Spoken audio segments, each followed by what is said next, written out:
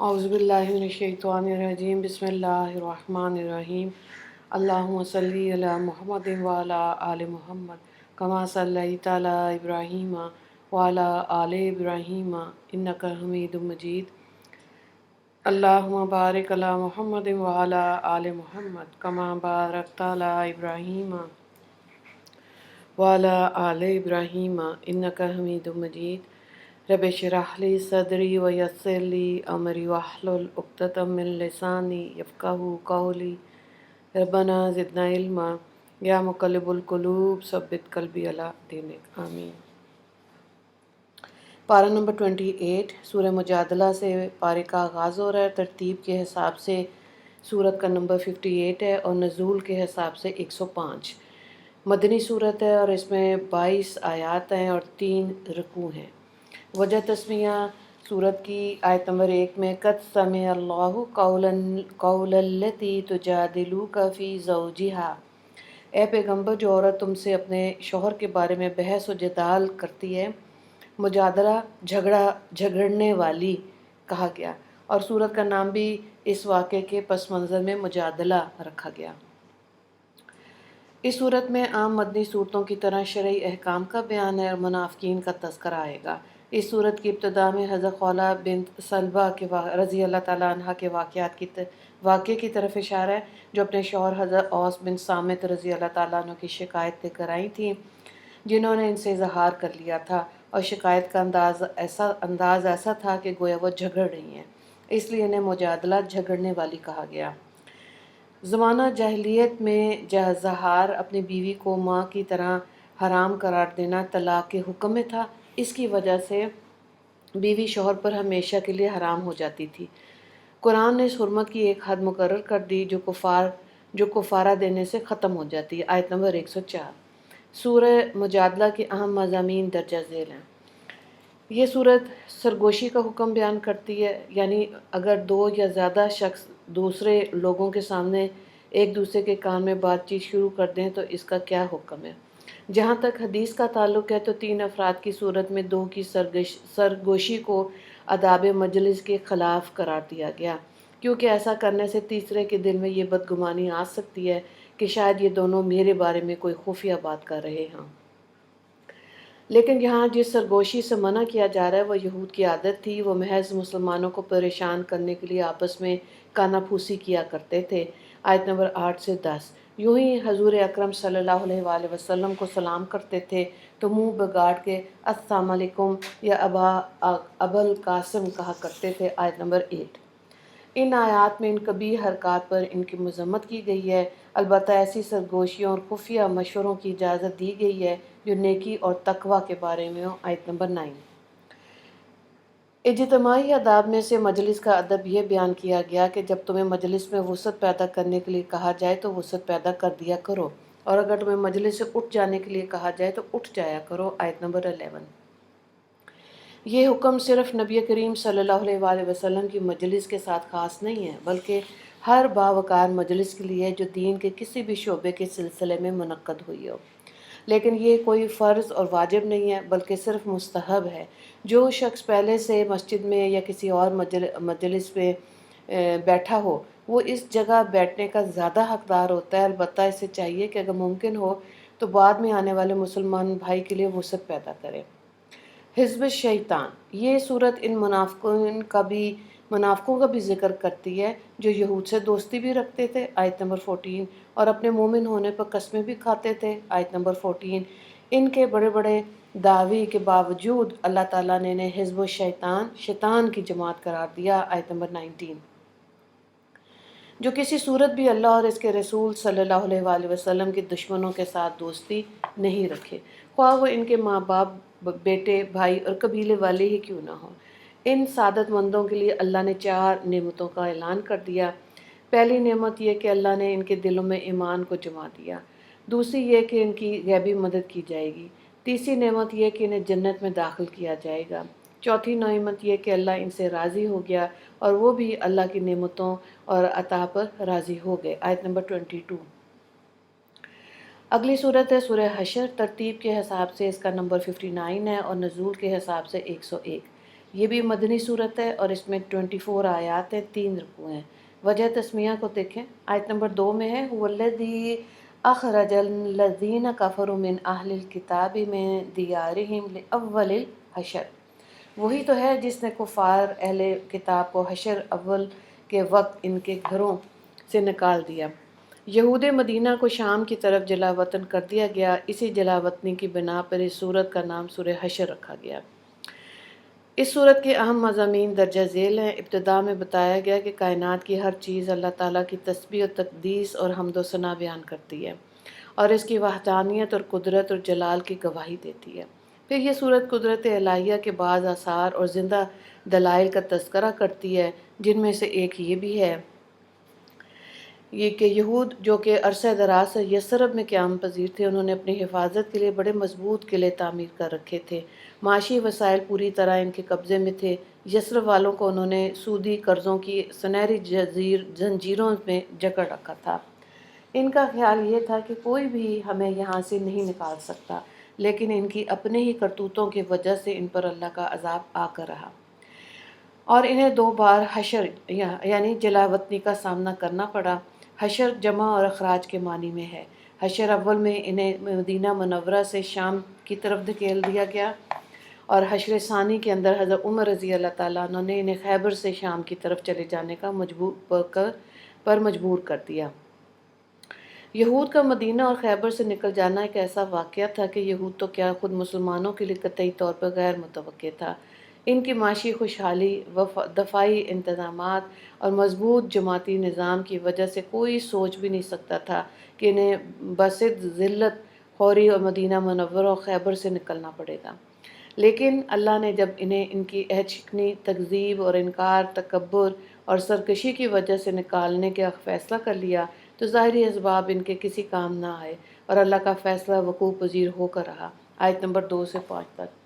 مال غنیمت، جب یہود کے قبیلہ بنو نذیر کو مدینہ منورہ سے نکال دیا گیا تو وہاں بہت سارا مال غنیمت مسلمانوں کے قبضے میں آ گیا۔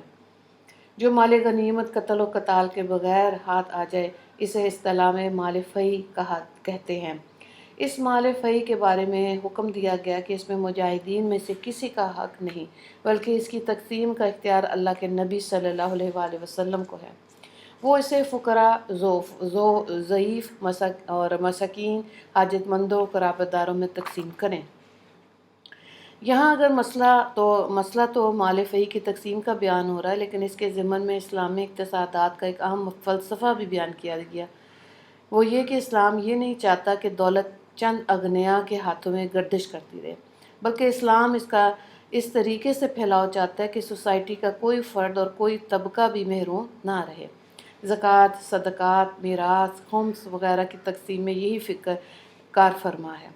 اقتصادیات کے اس عظیم فلسفے کے علاوہ قانون سازی کے مصدر کی بھی وضاحت کر دی گئی۔ وہ یہ ہے کہ پیغمبر صلی اللہ علیہ وآلہ وسلم جو چیز تم کو دیں وہ لے لو اور جس چیز سے منع کریں اس سے باز رہو۔ آیت نمبر 7۔ وہ تمام قوانین اور مسائل اور احکام جو رسول اکرم صلی اللہ علیہ وآلہ وسلم اللہ کی طرف سے لے کر آئے، ان کی اتباع واجب ہے، خواہ وہ قرآن کی صورت میں ہو یا سنت صحیحہ کی صورت میں ہو۔ کتاب و سنت کو نظر انداز کرتے ہوئے کسی قسم کی قانون سازی جائز نہیں ہے۔ سورہ حشر جہاں ایک طرف اللہ کی رضا کو ہر چیز پر ترجیح دینے والے مہاجرین اور انصار اور ان کی اتباع کرنے والے قیامت تک کے مسلمانوں کی تعریف کرتی ہے، آیت نمبر 9، وہیں ان منافقوں کی مذمت بھی کرتی ہے جو یہود کو برے وقت میں اپنے تعاون کا یقین دلاتے رہتے ہیں۔ ان دونوں گروہوں یہود اور منافقین کا انجام یہ ہوگا کہ دونوں دو جہنم میں داخل ہوں گے، اس میں ہمیشہ رہیں گے اور ظالموں کی یہی سزا ہے، آیت نمبر 11 سے 17 تک۔ سورہ حشر کے آخری رکوع میں ایمان والوں کو اللہ تعالیٰ سے ڈرنے کا حکم ہے۔ انہیں سمجھایا گیا کہ تم ان یہود و نصارہ کی طرح نہ ہو جانا جنہوں نے حقوق اللہ کو بھلا دیا، جس کی پاداش میں اللہ نے انہیں خود ان کی ذات کے حقوق بھی بھلا دیے۔ وہ آخرت کو بھول کر حیوانوں کی طرح نفسانی خواہشات کی تکمیل ہی میں لگے رہے، آیت نمبر 19۔ علاوہ ازیں اہل ایمان کو کتاب اللہ کی عظمت کی طرف متوجہ کرنے کے لیے فرمایا گیا کہ اگر اللہ پہاڑوں کو عقل و شعور عطا فرما دیتا اور پھر ان پر قرآن نازل کر دیتا، وہ اللہ کے خوف سے ریزہ ریزہ ہو جاتے، آیت نمبر 21۔ افسوس ہے انسان پر کہ وہ اس بے مثال کلام کی عظمت سے ناواقف ہے اور اس کے حقوق ادا نہیں کرتا۔ سورت کے اختتام پہ اسماء حسنہ کی ضمن میں اللہ کی عظمت اور کبریائی کا بیان ہے، اور آخر میں وہی الفاظ ہیں جس سے اس سورت کا آغاز ہوا تھا، یعنی یہ کہ جتنی چیزیں آسمان و زمین میں ہیں سب اس کی تسبیح کرتی ہیں اور وہ غالب حکمت والا ہے۔ آیت نمبر 22 سے 24 تک۔ آگے سورہ الممتنہ شروع ہو رہی ہے۔ ترتیب کے حساب سے اس کا نمبر 60 ہے اور نزول کے حساب سے 91 ہے۔ مدنی صورت ہے، اس میں 13 آیات ہیں، 2 رکوع ہیں۔ وجہ تسمیہ کو دیکھیں۔ آیت نمبر 10 میں اذا جاءکم المؤمنات مہاجرات فامتحنوہن، جب تمہارے پاس مومن عورتیں ہجرت کر کے آئیں تو ان کی آزمائش کر لو، ان کا امتحان لے لو۔ امتحان کا ذکر آنے کی وجہ ہی سے اس صورت کو ممتنہ کہا جاتا ہے۔ اس صورت کا ابتدائی حصہ حضرت حاطب بن ابی بلتہ رضی اللہ تعالیٰ عنہ کے بارے میں نازل ہوا، جنہوں نے مشرکین مکہ کو ممنوع احسان کرنے کے لیے خفیہ طریقے سے مکہ کی طرف حضور اکرم صلی اللہ علیہ وآلہ وسلم کی روانگی کی اطلاع دینے کی کوشش کی تھی۔ آیت نمبر 1۔ وہ بدری اور مخلص صحابی تھے، مگر ان سے ایک ایسی حرکت ہو گئی جو اللہ اور اس کے رسول صلی اللہ علیہ وآلہ وسلم کو پسند نہ تھی۔ بعد میں انہیں اس پر سخت ندامت ہوئی، انہوں نے صدق کے دل سے توبہ کی جو کہ قبول کر لی گئی۔ اس پس منظر میں یہ آیات نازل ہوئیں۔ آیت نمبر 1۔ اس کے ساتھ ایمان والوں کو اللہ نے حکم دیا کہ کفار جو کہ میرے دشمن بھی ہیں، تمہارے دشمن بھی ہیں، انہیں دوست مت بناؤ۔ یہ وہ سنگ دل لوگ ہیں جنہوں نے مکہ کی سرزمین ایمان والوں پر تنگ کر دی اور انہیں وہاں سے ہجرت کرنے پہ مجبور کر دیا۔ آج بھی ان کے دلوں میں آتش غضب بھڑک رہی ہے اور انہیں مسلمانوں کو دکھ دینے اور نقصان پہنچانے کا جو بھی موقع ہاتھ آتا ہے اسے ضائع نہیں جانے دیتے، خواہ وہ موقع ہاتھ چلانے کا ہو یا زبان چلانے کا ہو۔ آیت نمبر 2۔ یہ رشتے ناتے جنہیں تم بڑی چیز سمجھتے ہو، قبول ایمان کے باوجود ان کے مفادات کا خیال رکھتے ہو، یہ قیامت کے دن کچھ بھی فائدہ نہیں دیں گے۔ وہاں باپ بیٹے اور بھائی بھائی کے درمیان جدائی کر دی جائے گی۔ جب ان رشتوں کا یہ حال ہے تو ان کی خاطر اللہ اور رسول صلی اللہ علیہ وآلہ وسلم کے ساتھ خیانت کرنا اور جماعت اسلامیہ کے رازوں کا افشا کہاں کی دانش مندی۔ آیت نمبر 3۔ اس سوچ کی تائید اور تقویت کے لیے حضرت ابراہیم علیہ السلام کا قصہ بیان کیا گیا، جنہوں نے اللہ کے لیے اپنے مشرک قوم سے برات کا اعلان کر دیا۔ ان کے نام لیووں پر بھی لازم ہے کہ وہ کسی سے محبت کریں تو صرف اللہ کے لیے اور دوری اختیار کریں تو صرف اللہ کے لیے۔ آیت نمبر 4۔ جب اللہ تعالیٰ نے مسلمانوں کو کفار اور مقاطعہ کا حکم دیا تو انہوں نے اس کی تعمیل میں دیر نہ کی۔ باپ نے بیٹے سے اور بھائی نے بھائی سے تعلق ختم کر دیا، یوں ان کے ایمانی دعووں کی سچائی بالکل واضح ہو کر سامنے آ گئی۔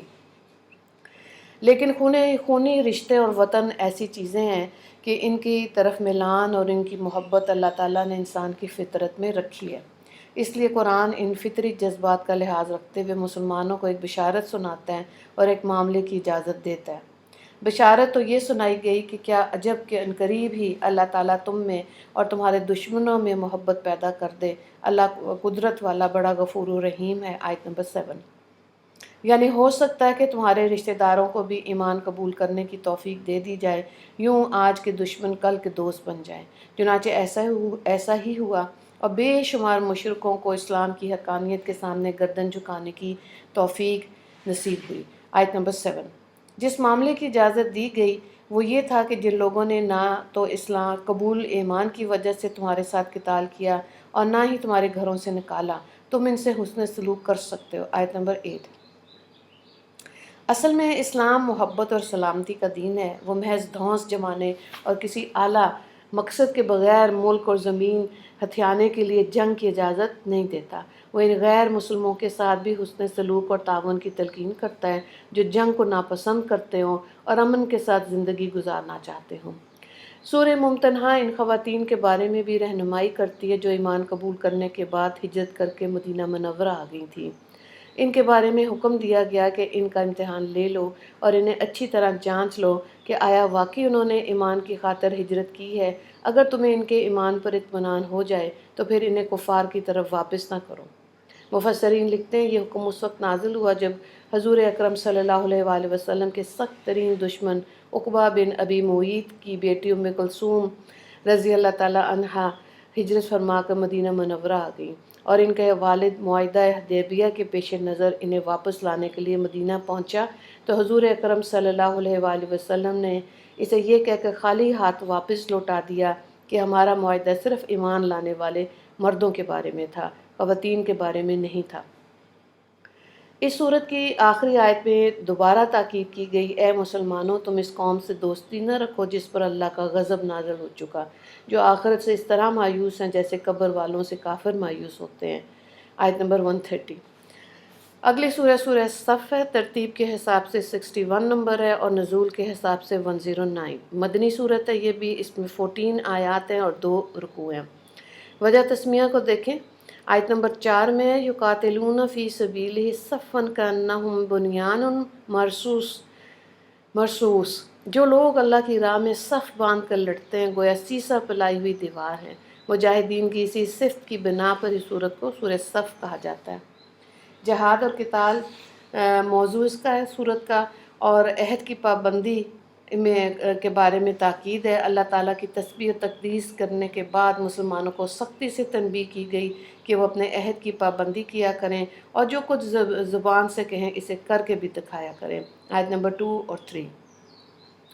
پھر یہ صورت مسلمانوں کو جہاد کی ترغیب دیتے ہوئے امت اسلامیہ کی وحدت کے تحفظ اور دشمنوں کے مقابلے میں سیسا پلائی ہوئی دیوار کی طرح مضبوط اور متحد کھڑے ہونے کی تلقین کرتی ہے۔ آیت نمبر 4۔ اس کے بعد بنی اسرائیل کا تذکرہ کرتی ہے جنہوں نے حضرت موسیٰ علیہ السلام کی اس وقت مخالفت کی جب آپ نے انہیں قوم عمالقہ کے ساتھ جہاد کا حکم دیا۔ آیت نمبر 5۔ اپنے بعد آنے والے نبی کی بشارت، حضرت عیسیٰ علیہ السلام نے انہیں اپنے بعد آنے والے نبی کی بشارت سنائی اور اس کی اتباع کا حکم دیا۔ بنی اسرائیل نے اس حکم کو بھی پس پش ڈال دیا۔ آیت نمبر 6۔ یہ صورت یہ بشارت بھی سناتی ہے کہ دین اسلام سارے ادیان پر غالب آ کر رہے گا۔ آیت نمبر 9۔ حجت اور دلیل کے میدان میں تو اسے اول روز ہی سے غلبہ حاصل ہے، مادی، سیاسی اور ظاہری اعتبار سے بھی وہ دن دور نہیں جب اسلام پوری دنیا پر غالب ضرور آئے گا انشاءاللہ۔ اگلی آیات میں سورہ صف مسلمانوں کو ایک ایسی تجارت کی دعوت دیتی ہے جس میں خسارے کا کوئی امکان نہیں، کیونکہ اس تجارت کا دوسرا فریق وہ اللہ ہے جس کے ساتھ معاملہ کرنے والا کبھی نقصان میں نہیں رہتا۔ وہ تجارت ہے اللہ اور رسول صلی اللہ علیہ وآلہ وسلم پر ایمان اور اللہ کی رضا کے لیے مال و جان کے ساتھ جہاد، اور اس کا متوقع نفع ہے گناہوں کی مغفرت، جنت میں داخلہ، اللہ کی مدد اور دنیائے کفر پر غلبہ۔ کاش مادی تجارت اور دنیاوی نفع نقصان میں ڈوبے ہوئے مسلمان یہ تجارت بھی کر کے دیکھ لیں تاکہ ان کی ذلت، عزت اور مغلوبیت غلبے میں تبدیل ہو جائے۔ سورت کے اختتام پر اہل ایمان سے کہا گیا کہ تم اللہ کی دین کی دعوت اور مدد کے لیے ایسے ہی کھڑے ہو جاؤ جیسے حواری اپنے نبی حضرت عیسیٰ علیہ السلام کے ساتھ اٹھ کھڑے ہوئے تھے۔ آپ دیکھ رہے ہیں کہ سورت کی ابتدا میں خالی قولی باتیں کرنے اور کھوکھلے نعرے لگانے سے منع کیا گیا تھا، اور اختتام پر دین الہی کی نصرت کے لیے کمر بستہ ہونے اور کچھ کر کے دکھانے کا حکم دیا گیا ہے۔ یوں اس کی ابتدا اور انتہا میں پوری مناسبت پائی جاتی ہے۔ سورہ جمعہ ترتیب کے حساب سے 62 نمبر ہے اور نزول کے حساب سے 110 ہے۔ مدنی صورت ہے یہ بھی، اور اس میں 11 آیات ہیں اور 2 رکوع ہیں۔ وجہ تسمیہ آیت نمبر 9 میں ہے، وَإِذَا نُودِيَ لِلصَّلَوَاتِ مِن یوم الجمعۃ فاسعوا الی ذکر اللہ، چونکہ اس میں نماز جمعہ کا ذکر ہے، اسی مناسبت سے سورت کو نام جمعہ رکھا گیا۔ اس سورت کا محور جس پر پوری سورت گھومتی ہے اس بار امانت کو بیان کرنا ہے جسے پہلے بنی اسرائیل کے کندھوں پر رکھا گیا لیکن وہ اس کا حق ادا نہ کر سکے، اور ان کی مثال اس گدھے کی سی ہے جس پر بڑے متبرک اور علمی کتابوں کا بوجھ لاد دیا گیا ہو۔ اس بوجھ سے ان کی کمر جھکی جا رہی ہو، لیکن ان کتابوں میں جو علوم اور معارف اور جواہر اور اسرار ہیں ان سے وہ قطعاً بے خبر ہو، اور نہ ہی اسے کچھ فائدہ حاصل ہو رہا ہو۔ سورہ جمعہ کا آغاز اللہ کی تسبیح و تمہید کے بیان سے ہوتا ہے۔ اس کے بعد رسول کریم صلی اللہ علیہ وآلہ وسلم کے اوصاف اور بعثت کے مقاصد بیان کیے گئے ہیں، یعنی تلاوت کتاب، تعلیم الکتاب، تزکیہ، حکمت۔ پھر یہود کا تذکرہ جس میں وحی آسمانی یعنی تورات کے احکام پر عمل نہ کرنے کی وجہ سے انہیں گدھے کے ساتھ تشبیہ دی گئی جس پر مقدس کتابوں کا بوجھ لدا ہوا ہو، آیت نمبر 5۔ انہیں مباہلے کی دعوت دی گئی کہ اگر واقعی وہ اولیاء اللہ ہیں تو پھر موت کی آرزو کریں، کیونکہ اولیاء اللہ کے لیے یہ جہاں تو قید خانہ ہے اور آخرت میں ان کے لیے نعمت اور فرحت اور خوشی کے ہزاروں سامان ہیں، آیت نمبر 6۔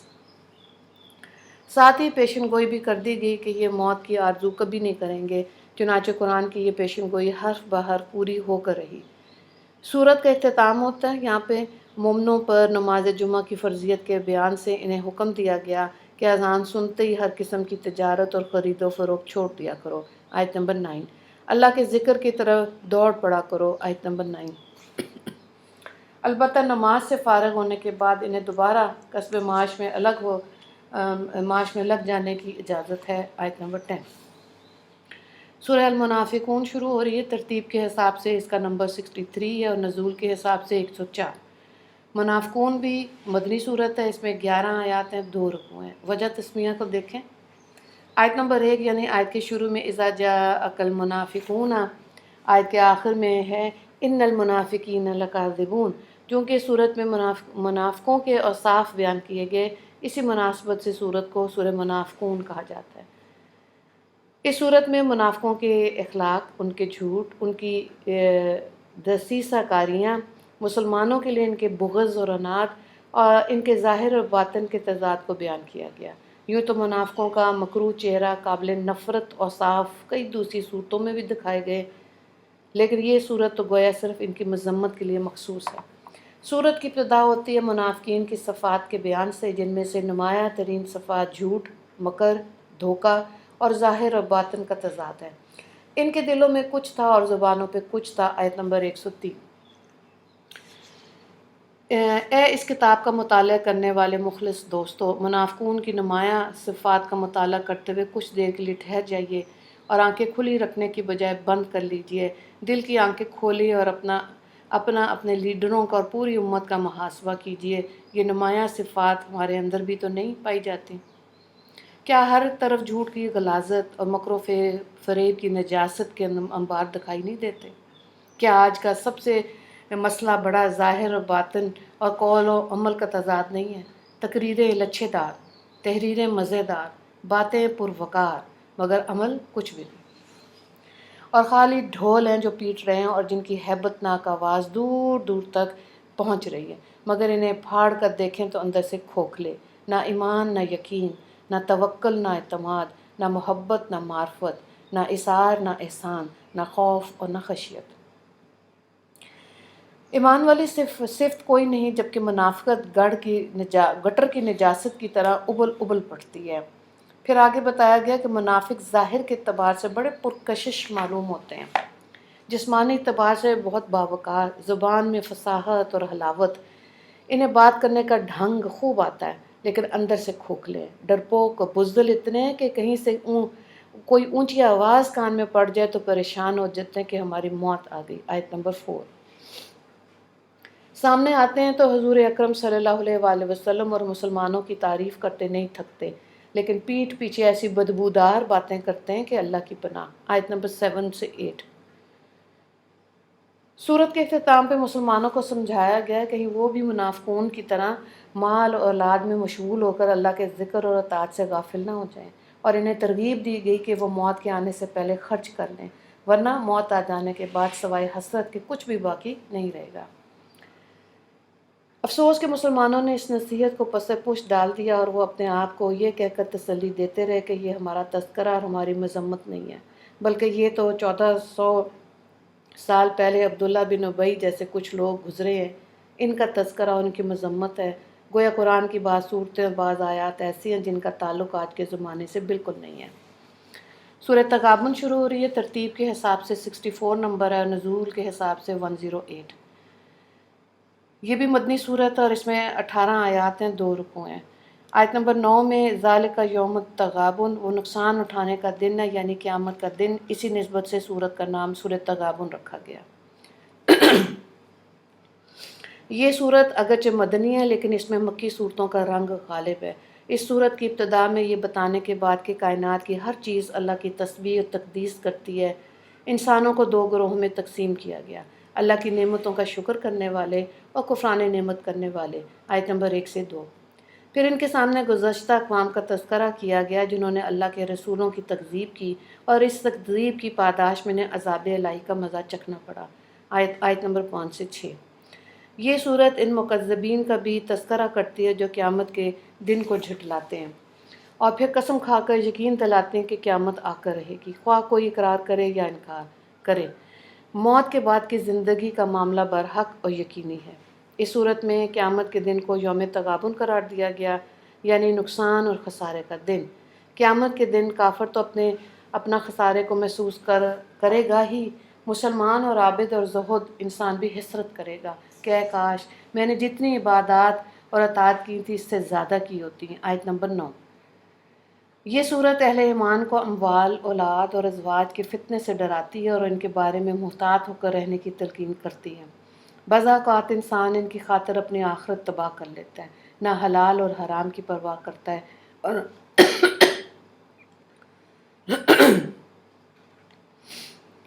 نہ ہی دینی حقوق و فرائض کی ادائیگی کا اہتمام کرتا ہے، ان کی محبت ہی کی وجہ سے ہجرت اور جہاد سے محروم رہتا ہے۔ سورت کے اختتام پر اہل ایمان کو اللہ سے ڈرانے، اللہ کی راہ میں خرچ کرنے اور بخل سے بچ کر رہنے کا حکم دیا گیا، آیت نمبر 16۔ سورہ طلاق شروع ہو رہی ہے، ترتیب کے حساب سے 65 نمبر ہے اور نزول کے حساب سے 99۔ یہ بھی مدنی صورت ہے، اس میں 12 آیات ہیں اور 2 رکوع ہیں۔ وجہ تسمیہ آیت نمبر 1 کے شروع ہی میں اذا طلقتم النساء، جب تم عورتوں کو طلاق دینے لگو، چونکہ اس صورت میں طلاق کے مسئلے کا ذکر کیا گیا اس لیے اسے سورۃ طلاق کہا جاتا ہے۔ مدنی صورتوں کے عمومی مزاج کی طرح اس صورت میں بھی بعض شرعی احکام بیان کیے گئے ہیں، خصوصاً وہ احکام جو ازواجی اور خاندانی زندگی سے تعلق رکھتے ہیں۔ طلاق کی اکثر اقسام، ان پر مرتب ہونے والے عدت، نفقہ اور سکنہ جیسے احکام اس صورت میں آگے آئیں گے۔ صورت کی ابتدا میں طلاق کا شرعی طریقہ بتایا گیا، مسلمانوں کو حکم دیا گیا ہے کہ اگر ازواجی زندگی کو برقرار رکھنا مشکل ہو جائے اور طلاق کے علاوہ کوئی دوسرا راستہ باقی نہ رہے تو بیوی کو ایک طلاق رجعی دے کے چھوڑ دو۔ یہ طلاق ایسے طہر میں ہونی چاہیے جس میں بیوی کے ساتھ جماع نہ کیا ہو۔ طلاق دینے کے بعد اسے عدت ختم ہونے تک چھوڑ دیں، اسے طلاق ثنی کہا جاتا ہے۔ یہ قیود و شرائط اس بات کی نشاندہی کرتی ہے کہ اللہ کی نظر میں طلاق انتہائی قابل نفرت عمل ہے، اور اگر بعض استثنائی صورتوں کا معاملہ درپیش نہ ہوتا تو شریعت میں طلاق کی اجازت کبھی نہ دی جاتی، کیونکہ طلاق کی وجہ سے خاندان کی بنیادوں میں دراڑیں پڑ جاتی ہیں، جبکہ اسلامی خاندانی نظام کے استحکام پر زور دیتا ہے۔ اس کے بعد سورہ طلاق وضاحت کے ساتھ مختلف قسم کی متعلقہ عورتوں کی عدت بھی بتاتی ہے، یعنی ایسی بوڑھی عورت جسے حیض نہ آتا ہو، صغیرہ وہ بچی جس کا نکاح بالغ ہونے سے پہلے ہی کر دیا گیا ہو، حاملہ اور حاملہ جسے حالت حمل میں طلاق دی گئی ہو، نفقہ اور سکنہ۔ عدت کے علاوہ نفقہ اور سکنہ کے احکامات بھی یہاں ذکر کیے گئے ہیں، آیت نمبر 1 سے لے کے 7 تک۔ ان شرعی احکام کو بیان کرتے ہوئے درمیان میں 4 بار تقوی کا ذکر آیا۔ پہلے فرمایا اللہ سے ڈرو جو کہ تمہارا رب ہے، اور جو دوسری بار فرمایا اور جو اللہ سے ڈرے گا اللہ اس کے لیے مشکلات سے نکلنے کا راستہ پیدا کر دے گا۔ تیسری بار فرمایا اور جو اللہ سے ڈرے گا اللہ اس کے کام میں سہولت پیدا کر دے گا۔ چوتھی بار یہ فرمایا اور جو اللہ سے ڈرے گا وہ اس سے گناہ دور کر دے گا اور اسے اجر عظیم عطا کرے گا، آیت نمبر 1 سے لے کے 5 تک۔ اس سے اندازہ ہوتا ہے کہ اللہ کی نظر میں تقوی کی کیا اہمیت ہے، اور یہ کہ قرآن کا اسلوب دوسری کتابوں سے کس قدر مختلف ہے۔ یہ قانون کی کوئی خشک کتاب نہیں، بلکہ اس قانون پر آمادہ عمل کرنے والی ترغیبات اور ترہیبات کثرت کے ساتھ ہیں۔ سورت کے اختتام پر اللہ کے مقرر کردہ نازل کردہ احکامات کی پامالی اور مخالفت سے سختی کے ساتھ منع کیا گیا۔ عبرت کے لیے ان امتوں کا ذکر کیا گیا جنہوں نے سرکشی اختیار کی تو وہ عبرتناک عذاب اور سزاؤں کے مستحق ہو گئے، آیت نمبر 8 سے 10 تک۔ آخری آیت میں ارض و سما کی تخلیق میں قدرت الہیہ کی طرف اشارہ ہے، آیت نمبر 12۔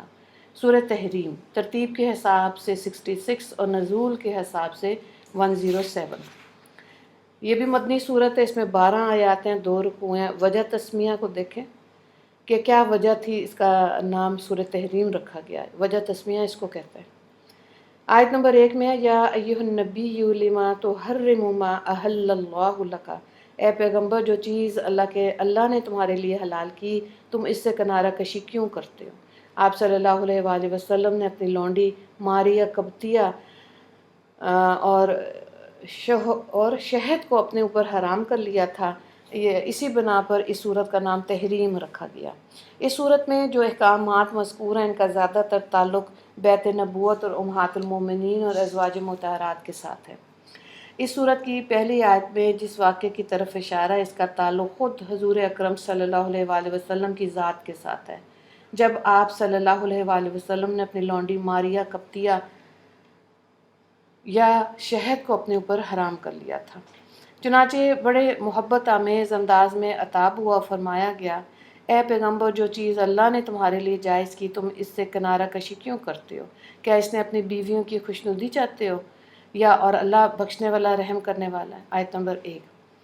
تحریم کا راز۔ جب آپ صلی اللہ علیہ وآلہ وسلم نے تحریم کا یہ راز اپنی ایک زوجہ مطہرہ حضرت حفصہ رضی اللہ تعالیٰ عنہ کو بتایا تو انہوں نے حضرت عائشہ رضی اللہ تعالیٰ عنہ کے سامنے یہ راز کھول دیا، جس سے آپ صلی اللہ علیہ وآلہ وسلم کو سخت صدمہ ہوا، یہاں تک کہ آپ صلی اللہ علیہ وآلہ وسلم نے بعض ازواج کو طلاق دینے کا ارادہ فرما لیا، لیکن اسے عملی جامہ پہنانے کی نوبت نہیں آئی۔ اللہ تعالیٰ نے بھی ان ازواج کو تنبیہ کرتے ہوئے فرمایا اگر پیغمبر تم کو طلاق دے دیں تو عجب نہیں کہ ان کا پروردگار تمہارے بدلے ان کو ان سے بہتر بیویاں دے دے۔ آیت نمبر 5۔ اس کے بعد یہ صورت ایمان والوں کو حکم دیتی ہے کہ اپنے آپ کو اور اپنے اہل عیال کو آتش جہنم سے بچاؤ۔ آیت نمبر 6۔ اور یہ کہ اللہ کے آگے صاف دل سے توبہ کرو۔ آیت نمبر 8۔ صورت کے اختتام پر 2 مثالیں بیان کی گئیں۔ پہلی مثال میں ہے کافرہ بیویوں کی ہے جو مومن صالح کے نکاح میں تھیں۔ آیت نمبر 10۔ مومن صالح سے مراد حضرت نوح علیہ السلام اور حضرت لوط علیہ السلام ہے۔ دوسری مثال مومنہ بیوی کی ہے جو ایک بدترین کافر کے نکاح میں تھی اور کافر سے مراد فرعون ہے۔ آیت نمبر 11۔ ان دونوں مثالوں سے ظاہر ہوتا ہے کہ اگر انسان خود مومن اور صالح نہ ہو تو اسے کسی مومن کی قرابت اور حسب نسب کچھ بھی فائدہ نہیں دے سکتا۔ آیت نمبر 10 سے 11۔ وآخر دعوانا ان الحمد للہ رب العالمین۔ اللہم اغفر للمسلمین والمسلمات والمؤمنین والمؤمنات۔ السلام علیکم ورحمۃ اللہ وبرکاتہ۔